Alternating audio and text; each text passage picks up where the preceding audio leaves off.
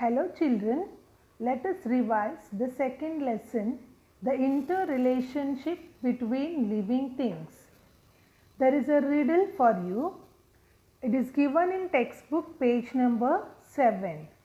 So listen to me and try to answer. An old age tree with a thick strong trunk gives deep dark shade from the scorching sun. Like an old man's beard with many strands, it has ropes for swinging from every branch. So children, what is the answer? Yes, the answer is banyan tree. Have you seen a banyan tree? Yes, it is a big tree with strong trunk. Its speciality is its seeds germinate in a crack of a host tree. Here, the birds play important role in spreading its seeds. So, we have learnt already the birds are helping the plants to spread their seeds from one place to the other. So, in the case of banyan tree also, the birds eat the fruit and through their droppings they spread these seeds from far away distances. So, it grows in that place where the bird has dropped it. The banyan trees can be identified by the long aerial roots hanging from the top of the trees. So the riddle, an old tree with a thick strong trunk gives deep dark shade from the scorching sun. Like an old man's beard with many strands, it has ropes for swinging from every branch. So the answer for this riddle is banyan tree. Now children, look at the hard words given from the textbook. Inhabits, INHABITS, inhabits. Arboreal, ARBOREAL, arboreal. Advantageous, ADVANTAGES,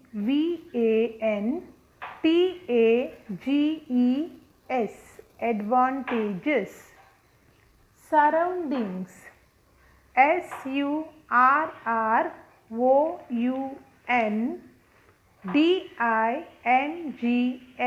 surroundings. Droppings, DROPPINGS, droppings. Grazing, GRAZING, grazing. Moher, MOHUR, moher. Pangal, PAANGAL, pangal. Blossoms, BLOSSOMS, blossoms. Seasons, SEASONS, seasons. Agriculture, AGRICULTURE,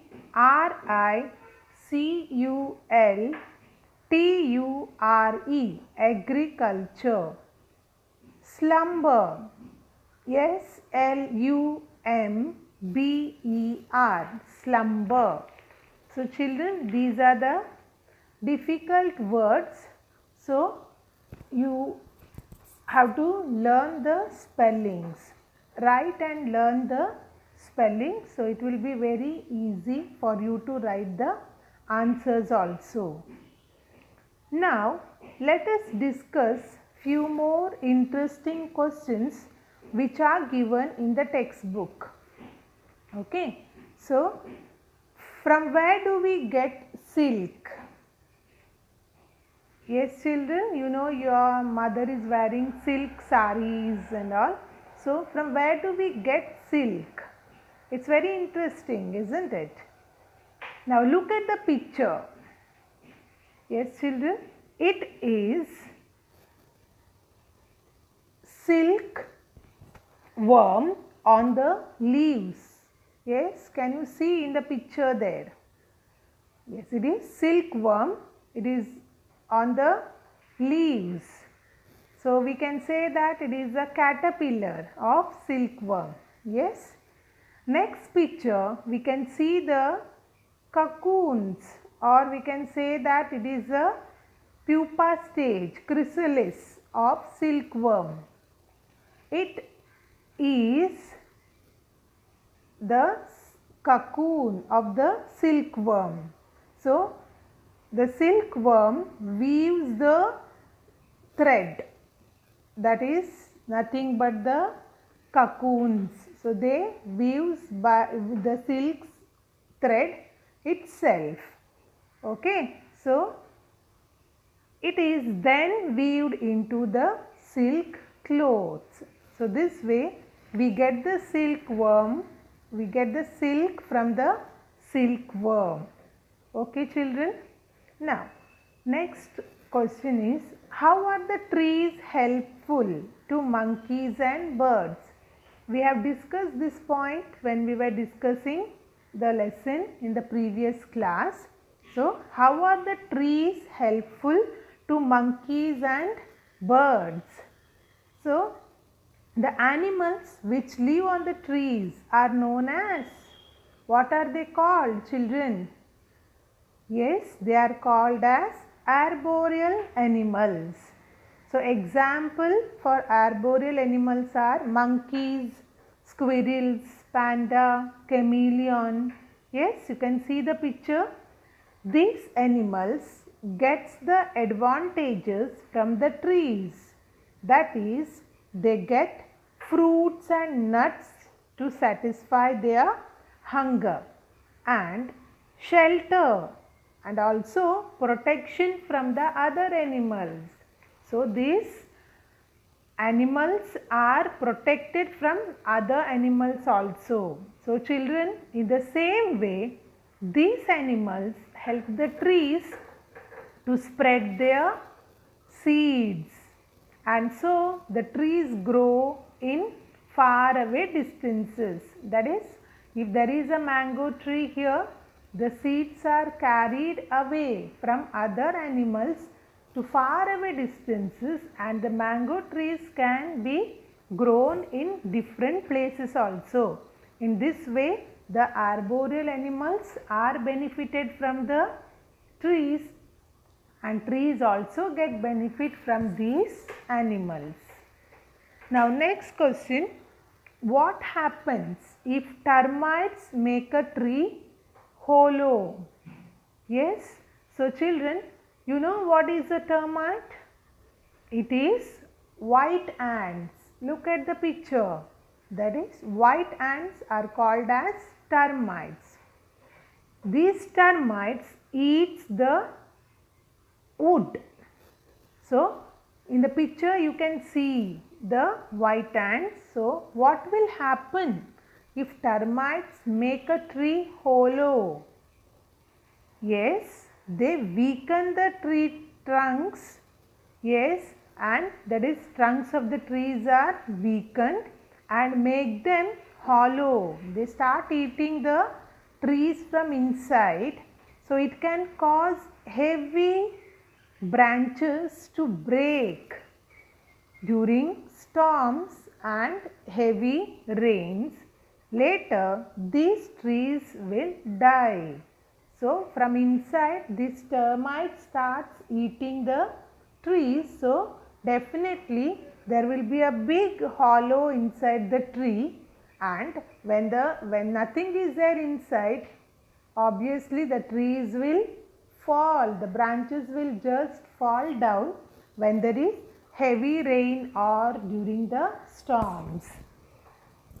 Yes. Now next, How is cow dung useful to us? Yes, children, we have discussed in the lesson. So, can you recollect it? Yes. Look at the picture there. Cow dung cakes. Yes. Cow dung cakes are combustible. That is, we can burn them. So, it is used as fuel in villages, and cattle dung is used for plastering the houses also. So, cow dungs are used in the villages for burning purposes, and the cattle dung is also used for plastering the houses. It is used to make gobar gas. So, children, how is gobar gas made? Yes, the picture is shown there. It is a plant. Yes, gobar gas plant. It is made in a big tank by mixing cow dung and leaves of the trees. So, the gas liberates from it. It is a gobar gas. It is used in houses as fuel. So, it is a natural gas. It can be used for cooking purpose. And do you know about fertilizers? Yes, what are fertilizers, children? Fertilizers are the substances which improves the fertility of the soil. So, you must have seen the farmers are putting fertilizers, yes, to the plants, and in the same way at home also, when you are growing some flowering plants in your garden, your mother puts the fertilizer to it. So, if you put the fertilizers, the plants will go very healthy and they will give good flowers. Okay. So, what are fertilizers? These are the substances which helps the plants grow healthily. So, it gives nourishment to the plants. Okay. So, it improves the fertility of the soil. So, here these cow dungs, these are natural fertilizers. They are very good for the plants. Okay. So, while growing crops, farmers add these fertilizers to the plants. So, they grow very well and give good crops also. So, fertilizers are of two types. One is natural fertilizer and one is chemical fertilizers. So, these cow dungs and the leaves of the plants, if they are mixed together, they are the natural fertilizers. They are very good for the plants. Whereas we get chemical fertilizers also in the shops, but these chemical fertilizers, if they put or if they used in more quantity, they are very harmful, okay, for the plants and also for the soil. But natural fertilizers are very good for the plants. So, it is better to use natural fertilizers. Okay, along with this fertilizers, farmers also spray pesticides to protect their crops from the insects and pests. Yes, see, you know, children, the insects, sometimes they come and attack the plants, and you must have observed this at your home also. When you are growing a plant, sometimes some insects come and they just nibble the plant. So, they will cut the plant, so the plants will not grow. They may die also. Same thing happens in the farms or in the field while the farmers are growing crops. So, these insects come and they just start eating or they just start cutting the crops, just growing germinating seeds. Okay. So, they just cut it, so the plants may die. So, recently you must have seen in the news about the locusts. It is a type of insects. So, they attack on the plants, and it is a very big loss for the farmers because these insects starts eating the crops and the crops may die. So because of this, there is a huge loss for the farmer, because you know that farmers are growing the crop in large quantity. Yes, so these farmers are growing the crops in large quantity. So if they start eating, if the insecticides, if they start eating the crops, what will happen? They may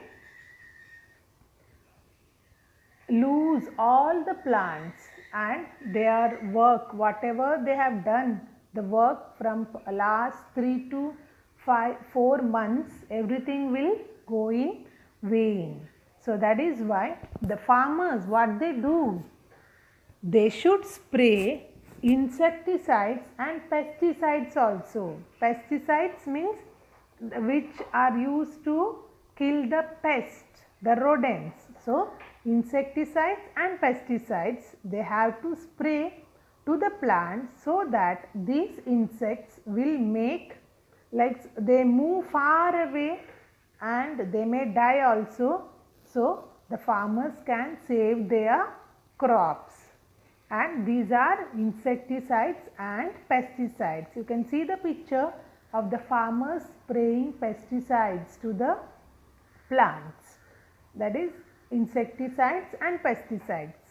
So the insecticides are to kill the insects which are coming to eat the crops, and pesticides are to kill the pest like rodents, rats, mice and all.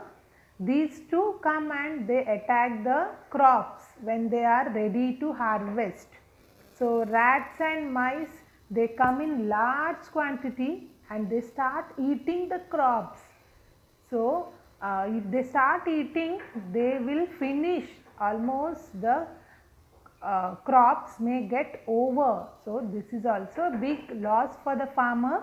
So that is why the farmers, they have to spray these insecticides and pesticides time to time to protect their crops. Now children, next look at the picture of the field here.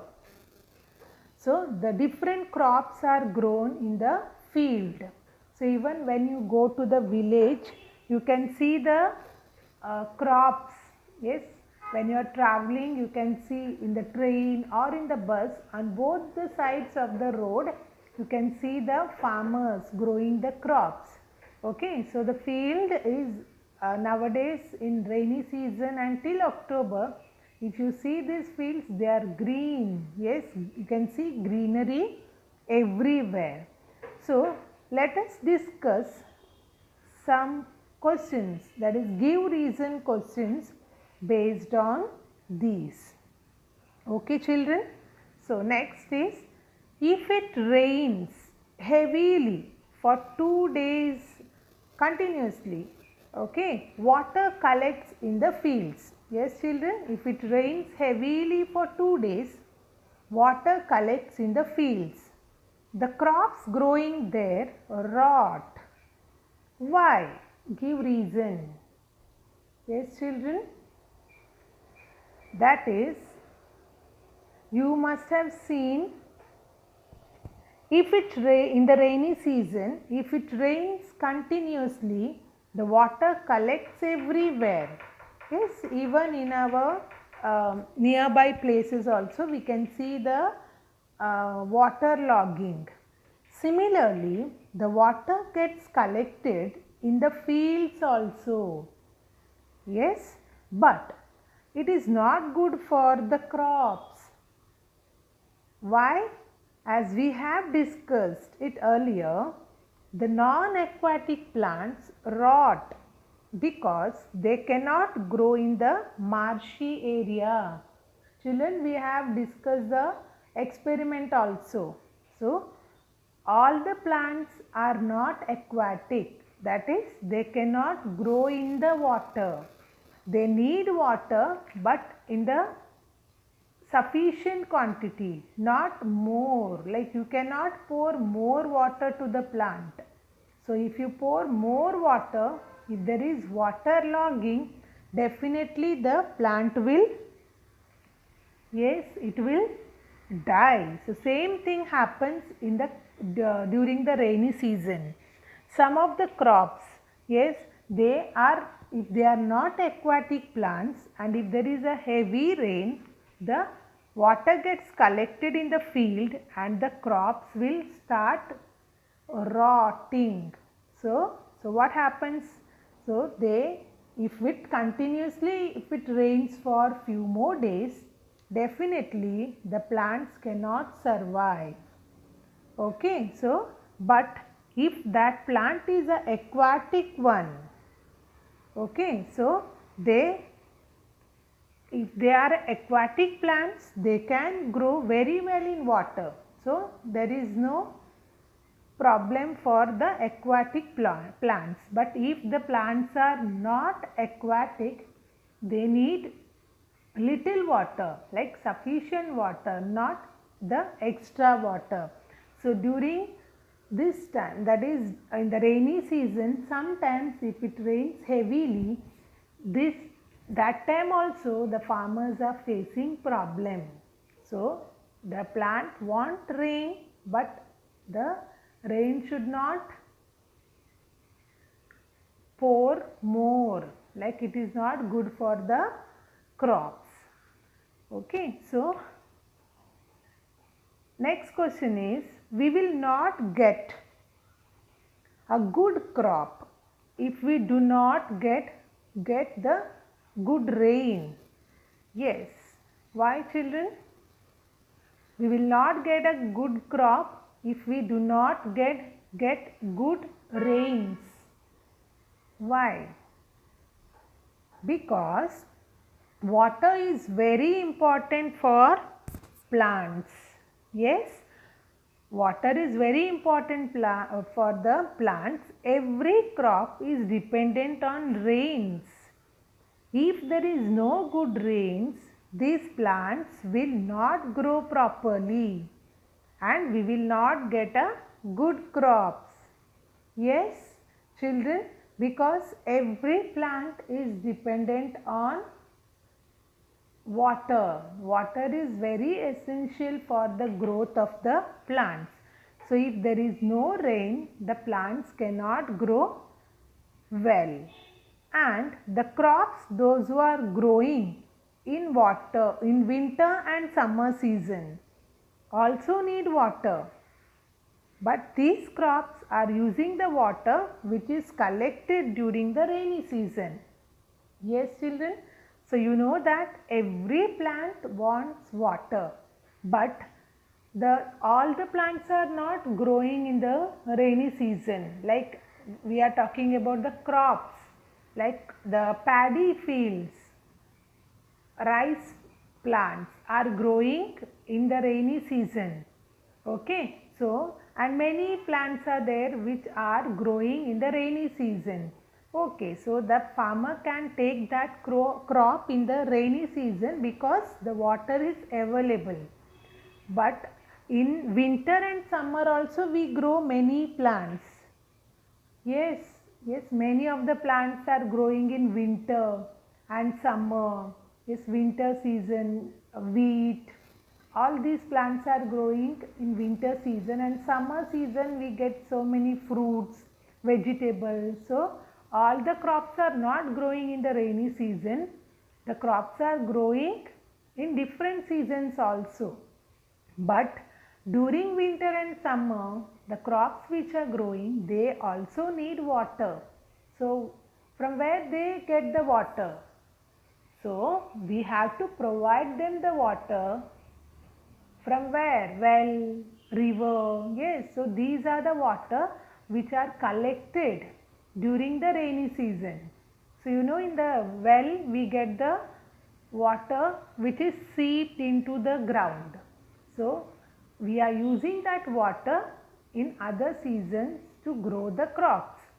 See, similarly we are also using water from the wells and also reservoirs which are collected during the rainy season.